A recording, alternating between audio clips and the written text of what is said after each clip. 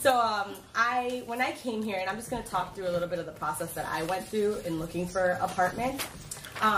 Essentially, I didn't know anyone, so I was doing a lot of like apartments.com, rent.com, and while that's great, a lot of times they just can't give you the substantive information that you can find from knowing someone out here. And so I think that was one of the biggest challenges that I had, was not really knowing that many people out here and not having contacts out here and not being able to get some of that information. So that's why we created these sheets. It's like, you know, it's a little cheat sheet. You can have a little bit more info. These are just... Oh, yeah. Sorry. But I guess I'll say a little bit first about the graduate housing that does exist at the university. There is on-campus graduate housing available, and if you're interested in that, there is going to be a session that we were talking about that Nora mentioned earlier. Yes. Do you have an extra one? They're coming. Those were just the ones that I had in my Yeah, folder, I think so they're making more. Yeah, we're getting more copies. And there is a housing office, and they can help you with talking about those options. They tend to be, from my experience as a student, they tend to be a little bit expensive, but that's because they include a lot of amenities. First of all, they're really close to campus, so you can walk here really easily. You don't have to take a bus. And a lot of times they include like the UW internet, and they include a lot of like water, sewage, electric, and all that. So they do tend to be a little bit higher than maybe U District is, but you obviously have a lot of good things coming through that. Then there's the off-campus housing, right, which is the route I went. So I kind of got lucky because I found a current student who was a second-year student, and he was looking for a house. They were looking for a house in Wedgwood. So Wedgwood would be the green box, and it's right up north of campus. I would describe that neighborhood as really great for families. It's really quiet. It's a super family-friendly neighborhood. You're not going to find a lot of like bars and social life. It's just a very quiet neighborhood. It has all the essentials: post office, banks, grocery stores, everything you need. The bus routes are a little bit limited, I would say, living there. I ended up living there for a year, by the way. The bus routes are a little bit limited, which kind of sucked, but it was mainly just at nighttime. So if you were on campus pretty late, you had to like find your way, had to take a longer route or something to get there. But Wedgwood, I would say, is like fantastic for families or people who are really studious, which all of us are, right? Because we're all graduate students now, so we're going to be very quiet and very studious. And so I was able to find my first year apartment through that kind of, I was linked up through the Office of Minority Recruitment and Retention. They said, here's a student, and I got in contact with him, and then he's like, oh, I happen to be looking for a roommate. So I think that's a really good way, like use the office, like student services. A lot of times we will put you in contact with students who are in your program because they can answer questions that like staff members can't answer. And they're always good people to ask, hey, do you know anyone who is looking for a roommate? Or do you know what the best neighborhood is for living alone, or what the situation is like? So I think that's always a pretty good route. Prospective Student Day weekend is a great time to find a roommate as well. The other student who was going to do the session, but she couldn't last minute, she actually found her roommates at PSD. So they kind of hung out. You know, we have a lot of the social events happening, and you guys are talking on your way over here. And they ended up, they were all from California. They all like loved each other, and they literally all lived together last year. And so it's another opportunity for you to be able to kind of socialize and find people. This year, I ended up living in Northgate, and I found Northgate, which is up north. It was actually not on this map. I had to add it myself. It's a little pencil drawing. And I found this through a referral. So I went through like apartments.com, rent.com. Have you guys heard of PadMapper? PadMapper is amazing. I recommend PadMapper over rent.com and apartments.com because essentially what it does is it collects Craigslist and apartments.com and rent.com, and it puts them all in one website, and it does it based on their addresses. So as opposed to the one biggest thing I noticed about Craigslist and some of the sites is that they put Northgate, but it won't really be the neighborhood Northgate. It'll be like Lakeview, which is further north and farther away from campus. Or they'll say it's Wallingford and it's really U District or something like that. So they kind of fudge their lines. So always be really skeptical. Google the address yourself because it's very different. But PadMapper uses the physical address and it puts it on a map for you. So that way you know what the neighborhood really is. And so that's how I found the apartment that I'm at now. It's in Northgate. I really like it. I highly recommend the area Northgate, and I'll go ahead and speak about it a little bit because I think it's great. Northgate is near Northgate Mall, and Seattle only has 2 Targets that are anywhere near us. One is downtown and one is in Northgate. So if you are as obsessed with Target as I am, that was my selling point right there. Seattle doesn't have a lot of malls, and so Northgate Mall is the only kind of like, you're talking like Gap, Old Navy, like your major stores are there. So if you kind of like to have that outlet, it's really nice to be walking distance. Northgate also has a transit center, which is up north, and the transit center means that you can go anywhere in the city because all the buses kind of have to meet there. They either meet there or they meet downtown, or then they meet down south. But like I said, we don't cover down south because not a lot. It's very rare that students live in South Seattle because it's a really long commute up here. Northgate, so they have a lot of buses. It's just really easily accessible, and there's a lot of restaurants and shops and bars. It's a very diverse neighborhood. There's a lot of different types of families. You have people who live by themselves who are students who are out there. Then you have a lot of families who live out there. So it's just a nice mix. Lake City is very similar to Northgate. It's a little bit more urban because it has a lot of car dealerships and a lot of small businesses. So I consider it to be like, I wouldn't want to be walking in Northgate by myself from the bus stop because Lake City, because Lake City Way is just, it's very like industrial looking. It's not a bad neighborhood. I know a lot of people who live there, and it's cheaper than almost every neighborhood on here because it's farther away. But it's right next to Northgate, and it's a fantastic option as well. But definitely if you're like me, a girl who's like just has one other girl roommate and we don't really want to be walking from the bus by ourselves, I prefer Northgate because it's a little safer. Is there anything you want to add about Northgate or Lake City since you're from here? No. No, Northgate Mall is great. I actually parked there and took the transit center in instead of trying to park here at the and it's easy. It's and when you come from the airport, the 41 bus literally goes downtown, gets on the expressway, gets off at Northgate. So it's a 15-minute ride from downtown, which is fantastic. You won't find that anywhere else. Wedgwood, like I said, is a lot more family friendly. If you do like to socialize a lot at night, you're going to have a bit of a harder time finding anywhere. You're going to have to leave to go anywhere else. And you might also get noise complaints when you have like 2 people over, which happens to us. Just because it's a very family friendly environment. The University District. So I'm going to try to speak on this a little bit because I think it's a big dilemma when you aren't from here. You're like, oh, I want to live close to campus, obviously. This is my totally my personal bias, but I would never recommend living in University District. And I know it sounds horrible, and if anyone heard me saying that, they'd hate me. But University District is lived by a lot of undergraduate students, so it's very, very young. And as a graduate student, you can be right out of college. I mean, I only waited 1 year before I came back for a graduate program, but there's just a different level that you're at academically, professionally, that like being by the frats and like hearing, and I was in a sorority and I went to frat parties, but being around that is just not going to be conducive, I think, to like your learning and your lifestyle. It also has a bit of a higher crime rate because there is a bit of a higher homeless population that hangs out in the Ave. And the Ave is this one street that runs up and down. It's right next to 15th Avenue. And we're going to go to a bar at the Ave later on tonight if any of you want to go. It's going to be in the Hotel Decca. And you'll be able to see what the Ave looks like. It's a lot of restaurants, a lot of little shops, coffee shops. But there is a higher homeless population, and it's a great thing about being a student here is that they send you an alert every time that there's like a robbery. So granted, there's probably millions of robberies happening in Northgate, but no one's texting me about them. And so like every day when I get like a robbery on the Ave, I'm like, oh, thank God I don't live here, you know. So it's just a little rougher. The prices will be what I consider to be the same price that you pay in Northgate, but for a lower quality apartment. Because they have a higher turnaround rate, students are living in them every year. The apartments tend to be smaller and more run down. Whereas in Northgate, you could pay the same price, or if you go up north in Wedgwood, pay the same price and have a nicer, bigger apartment that's been maintained better because it hasn't been lived in by a bunch of frat guys.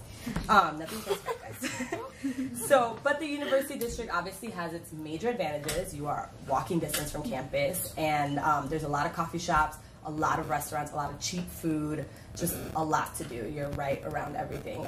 There is a mall, it's called University Village, that is just at the bottom of the hill. It's a higher end mall, so stores like Anthropology,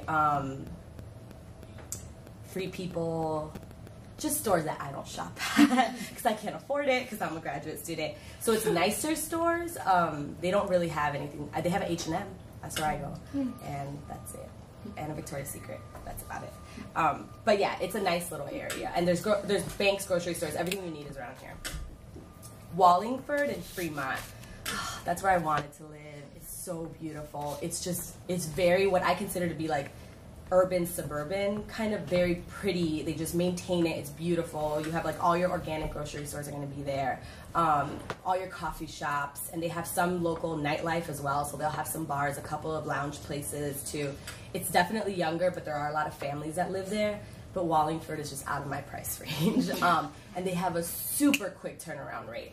So if you want to live in Wallingford, you're talking like you're gonna get the apartment within 2 weeks or it's gone. Those apartments are like, they're just super fast because there's a lot of families that live there, and then the people who do want to live there are going to be young professionals or like graduate students, and they're just going to go really fast. So if you're lucky enough to find a really good deal there, I would take it. It's absolutely beautiful, and it's walking distance because you just have to cross the bridge. So long as you're into like long walks, or you can take a bus really quickly. But yeah, that's nice. Green Lake is very similar to Wallingford and Fremont. It's beautiful. I don't know if any of you have ever been to Green Lake, the actual, or when you flew in here, if you saw that lake that I think looks like a mitten, but anyway, it looks kind of like a mitten to me, and it's absolutely gorgeous. I mean, I go down there to study. I just go and sit in like coffee shops. It's so beautiful, and it's very much like Wallingford. It's very well kept. You have the walking trails around the lake, but once again, it's a really, really quick turnaround on the apartments, and they're higher end. And just so you know, the rent prices that we put on here, of course, those are not anything official. Those are based on what we know people pay to share, to have a roommate. So if you were trying to live in Green Lake by yourself, you're probably going to pay around $800 for like a studio. But if you live with a roommate in like a 2-bedroom, you can maybe be paying like $700 or something each. Capitol Hill is the last one I'm going to talk about. Capitol Hill is interesting. I feel like everyone tells you to live in Capitol Hill, but I think it's a little inconvenient. But Capitol Hill is, think about wherever you're from, the like young, hip place to live. That's what Capitol Hill is for here. So it's a very young neighborhood. There are a lot of families though. There are still a lot of families, beautiful homes down there. But it's definitely younger and more social, a more social scene. So when you go out, like me, when you live in Northgate, you might be going down to Capitol Hill to actually go out and socialize. While it's closer to campus, because you just have to kind of cross the bridge, the commute will end up taking you as long as it will take you to come from Lake City, because you have to cross one bridge, and the buses, all the transportation has to cross one bridge to get over. And so during rush hour, when you're trying to get to class, you're going to look at like a 30-minute commute, and when you're coming from up north, you could be traveling double the distance, twice the distance, and you'll be doing the same type of commute. So that's something to keep in mind when you're looking at there. And that's definitely by far the most expensive of these, because it's walking distance from downtown. So if you do want to be in like the downtown scene, definitely look at it. And once again, really quick turnaround. Like everyone who I know who's lived in Wallingford have lucked out. They feel like they're just so lucky to have been able to even find an apartment opening, because it goes away really quickly. So those are the neighborhoods, and that's kind of the information. Do you guys have any questions that I can answer about the housing process, about university housing, about living in any of these places, or about Seattle in general, like that you need to know about transportation? A lot of these places pet friendly. Because I have a dog that she's a pit bull mix, and I didn't realize Seattle had all these breed restrictions. Oh wow, I didn't know that either. And so that's why I was just curious in terms of people who have dogs, and because they have a weight limit. Really? It's some places are like up to 25 pounds, which my cat to go inside. Yeah, it's like as big as my cat. And, so I was just curious if you knew anything about just people who have dogs. Yeah. Or dog size. I don't have a dog, and I come from Chicago, and if anyone's been out there, we are not pet friendly. We do not give a rat's butt about your dog. And so when I came here, I was shocked at how many businesses put out treats, put out water. Dogs are allowed on the bus and allowed on the train. I've seen a dog without a leash on a bus walking back and forth. Inside of businesses, I would say when I lived in Wedgwood, I saw a lot of that, because it's a very family kind of friendly, so I think they expect a lot of people to have pets. Out here, not so much. U District, I don't see a lot of pets. That's also because you're talking about like a lot of really small businesses, and they probably have their own restrictions. I don't know anything about breed. I had no idea that certain dogs were not allowed, but from what I've seen, it's a very pet friendly. Almost all of these except the U District are pet friendly, but I would say the nicer ones tend to be more pet friendly, just because it's people who want to walk around with their dogs and probably have nicer homes and nicer whatnot, and so they live in like Wallingford and these like nicer neighborhoods, and the businesses, I think, are just more inclined to adapting to what their client needs are, as opposed to U District, where they're like, if you don't want our business, we have like 10,000 other students who will, so we're fine with it. Yeah. Are the leases like based on a year? Or yeah, so I put a couple of notes on leases for like Wallingford and Green Lake. Green Lake, I've noticed, has a lot of private landlords, and they tend to do 12-month leases because they're private landlords. They want to stay the longest. Northgate and Lake City has more apartment complexes, and they tend to be a little bit more flexible. In U District is really flexible because U District is mostly students, so they know that the 9-month lease is really popular, 6 or 9 months. I'm on a 9-month lease, and I had no problem finding 9-month leases in Northgate. In Northgate? Yeah, in Northgate. And I would definitely say in U District. I think when you get into the neighborhoods that have a quicker turnaround, they can be a little bit more strict because they know people will still take the apartment. So they will give you a 12-month lease, and you have to take it. And sometimes you can't sublet. I couldn't sublet in Wedgwood, and that was kind of hard because I wasn't here over the summer, so I ended up paying rent for 2 months, and I wasn't even living here. It was storage, basically. So, yeah. So did you furnish your apartment? Oh, that's good. Coming here? Yeah. So one of the cool things that we are trying to start, and my office might end up facilitating this, is trying to create like a College of Ed directory or something where we can link people up, because that already exists at the university level. So one of the websites that's on here, OCHA, Off-Campus Housing. Do you guys see the second link on the page? They have on their website, they have like, it's like a Craigslist for UW. And so they can list, you can go on there and say, I need to get rid of a couch, or I'm looking for a roommate, and you will get only UW students. But you will be getting all types of UW students. So that's including undergraduates, including anyone outside of the college. And so we are gonna try to start like a College of Ed Craigslist-ish. It's something completely new. It's gonna be only student run. Whitney, who's the other girl who is gonna help with this presentation, she's gonna try to lead that. And so we'd be more than happy to, if you wanna be a part of that, just email OSS, the people who you've been emailing already, and say, I really want to be a part of it, and try to connect people. Because there are people like me who are graduating and have stuff to get rid of, and we'd be more than happy to connect with someone. I think the summer is a little bit tricky because you have to figure out what to do with it over the summer, because we graduate in June and classes don't start till late September. So it's about 2.5 months. But yeah, there are people to connect with. So if any of you are really, really interested in getting in contact with a current student, just email the office. If you want, you can email the Office of Minority Recruitment and Retention. Like, even if you're not a minority student, that's fine. You can email us, because we're all student run, so we kind of know a little bit more of like what the needs are of the students, and so we'd be more than happy to like get that started and whatnot. But there is something that the university offers to connect people together with furnishing. But with my experiences, I've never found a furnished apartment. In all of my searches, I've never found one. So, but the university housing is furnished. Oh, I'm sorry, that's another plus. They give you like a desk and like a twin bed and like a dresser. Yeah. So on-campus housing, that's based on 12 months already. I think so. Yeah, I think so. But you can sublet, and they let you, and they help you. I think through their website, they help you find sublets. And the process is just easier because they understand you're a student, and it's the university running it, as opposed to like going through a private landlord or something and trying to figure out a sublet. And I don't think there's like fees or anything involved with subletting. When do you start looking for the apartments? Yeah, so my first year, I started looking around June, and that's when I got in contact with that student, and they at the time were looking at houses and kind of looped me in. So we had the lease signed by July. But that was rare because he did a 12-month lease. So he had UW students that were going to be out in August, so he just needed a new group of UW students to fill in. My last apartment, I feel like, is a more realistic scenario, which was in August, and I was signing a September 1st lease, so it was within the month. Everything that I did in June and July, the apartments were gone. And I'm not even talking about the nice areas. I'm talking about like Northgate. People just, if something opens up, they normally tell you to wait within the month. So they say call within like the 10th day, by the 10th day of the first month, of the month that you're prior to the one you want to go into.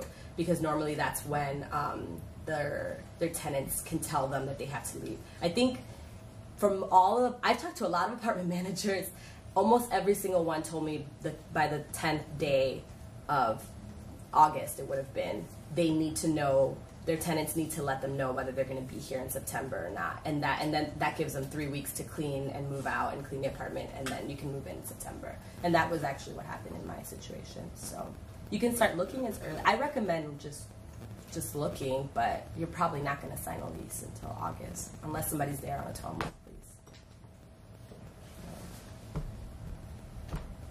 I can talk a little about the buses. How many of you are from like a major city?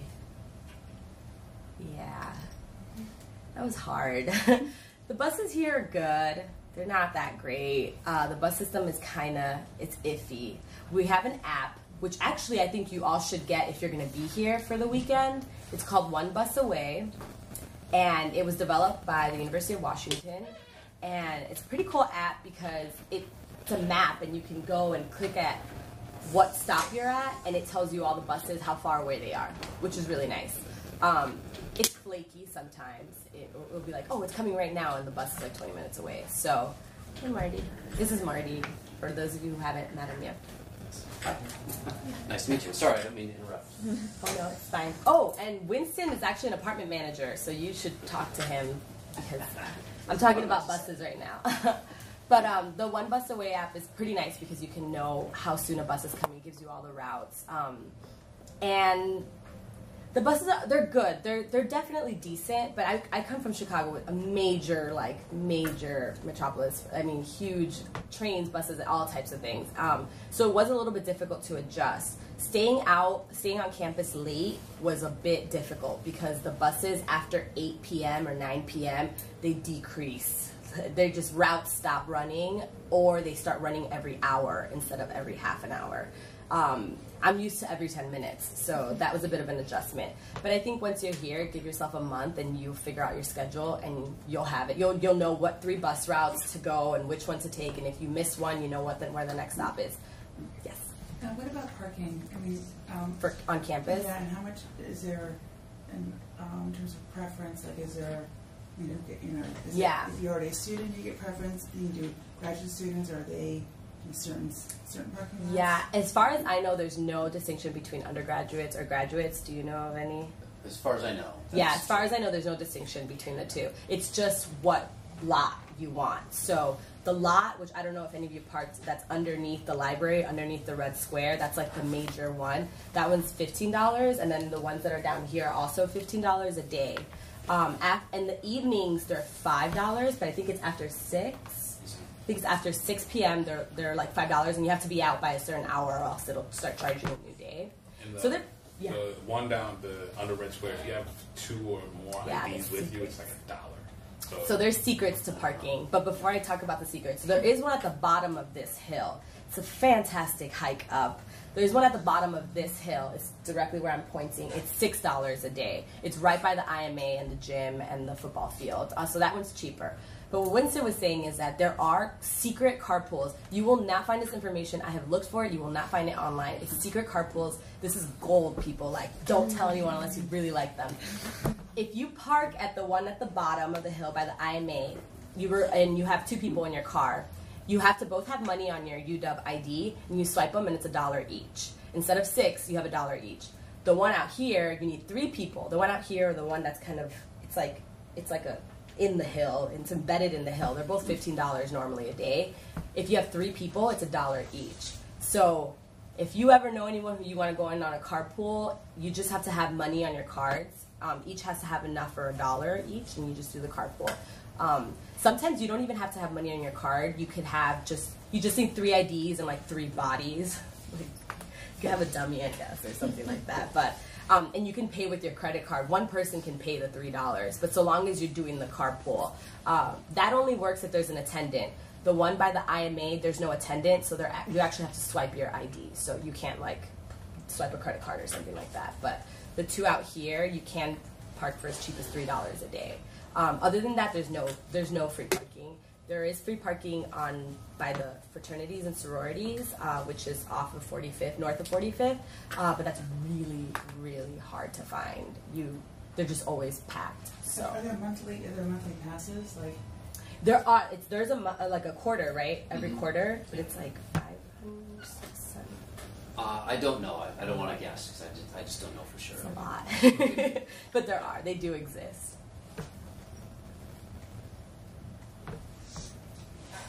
And then there's obviously 2-hour parking out on the streets, the regular streets, 2 hours.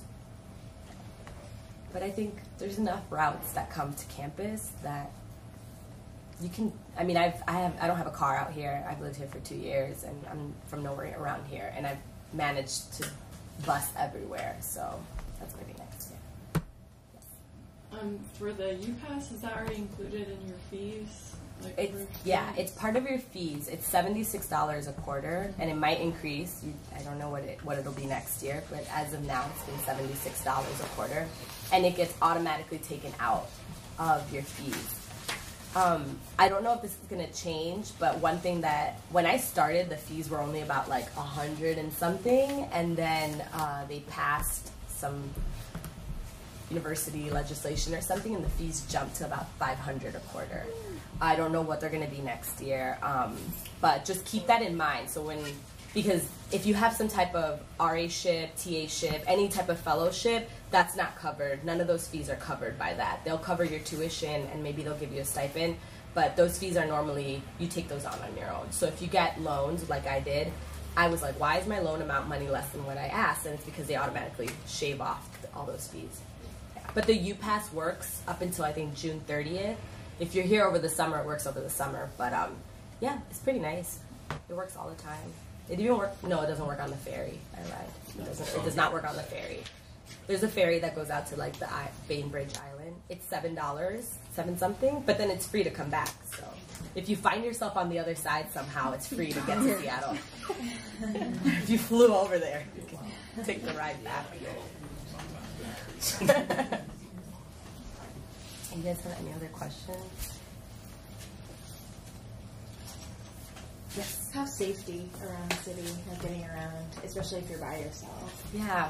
Like I said, I'm from Chicago. I'm from a pretty rough neighborhood in Chicago. And I don't ever not feel safe in Seattle. I think Seattle's ranked as one of the safest cities. It just happens to be. I think the only place I might feel a little bit unsafe is if I'm walking alone at night. No offense, because he lives in Lake City, but Lake City I think can be a little bit industrial. Just a lot of the 6-foot black guy. He doesn't have to worry about that. And even around walking back, sometimes if I take a bus that goes at Northgate Mall and I have to do kind of a 15-minute walk to my apartment, that could be a little bit iffy. But I think anywhere you are walking at night by yourself is always iffy. I have never felt unsafe. I've never felt like my physical being was in danger at all. I think the avenue on the Ave, I'm always I don't have my cell phone out. I always know where my wallet is because you just hear a lot of, not that many, but you do hear of people coming up and being and getting beat up or something like that. So I think if you just are smart, and I have seen a lot of people walk around with iPads on the Ave, and I'm like, you're an idiot. We just had an alert about a robbery, and you're like, I'm gonna read. No. It was on the news. The woman had her iPhone, and then 3 of them stationed themselves, and one took her iPhone, and it was fine. So that's the big thing right now. Yeah, the iPhones, it's huge in Chicago. There was a huge iPhone. So I came here already with don't pull anything out. But for the most part, I feel in general, the city is pretty safe. I worked in South Seattle last year for a little bit, and I had my bosses warn me. They're you have to be careful. It's just a rough neighborhood. And I went down there. There are solar panels on their homes on low-income housing. I was like, seriously? No, it's not. It's not. I don't think it's unsafe. But I am also from a city that's known for its crime rates right now and for its shootings. And so I think that I'm a little bit jaded in that sense. But I've never felt unsafe here. Winston? Well, statistically, Seattle's a pretty safe city. But you always want to take precautions. Try not to go. Try to walk around in pairs or in groups. Don't have your iPhones, your iPads out, you know, those kind of things. Use your common sense. You made it this far. You know what I mean? No, I mean, seriously, you know what I mean? Like, there's a lot of times where you see a situation and you, like, go with your gut. You know, so that would be the best advice. If you're, like, when you're walking on the Ave, you can clearly, on certain streets, like 50th to 55th, there's a lot of homeless and gentlemen stare. So, you know, when you're walking down that neighborhood, like, be a little bit more aware. And nobody really says anything to anyone. So unless you make eye contact and you do all, and you make yourself look like, oh, you know what I mean? That's when people bother you. So overall, there really isn't a lot of, you know what I mean, worries. Late night, you know, 2, 3 in the morning, you should be aware of anything like that. That's normally when most of them happen. Is it's like someone coming back from the bar and getting beat up or something. That's normally when they happen. But I will say, I would never pull out my iPad and read in Chicago, and I do it on the bus here all the time. But I wouldn't do it maybe going downtown because it's packed and just a lot more people. But when I commute like to class, I will read with my iPad, and multiple people do, and I feel safe. I might be silly. Who knows? Oh, I should knock on wood. Yeah, but most of the I just jinx myself. Yeah. But most of the buses here, like, always have at least half the bus full of students because they're coming to campus. So, you know, most of the time, people are always aware. People are always looking around. Police's presence is really, really heavy in Seattle. There's always at least two person per car. So it's very, very. The police here is really about it, and the campus police is really you get alerts and anything like that. Yeah. So it's really about your common sense. I never hear sirens out here ever. So do you have anything like campus police that will accompany you to certain locations or buildings? They have the like safe walk. I'm not sure. They have a name, like a name that's you're supposed to remember that I obviously am not. There's also night ride. Yeah, night rides and safe walks, and they'll walk you. And I don't know if this is correct, but I heard that if you dial 911 and you're on UW campus, you will actually get like immediately put with the UW police first before they so because they can be there a lot quicker than the Seattle police. So if you're on campus, that happens. And they have, and obviously we have like the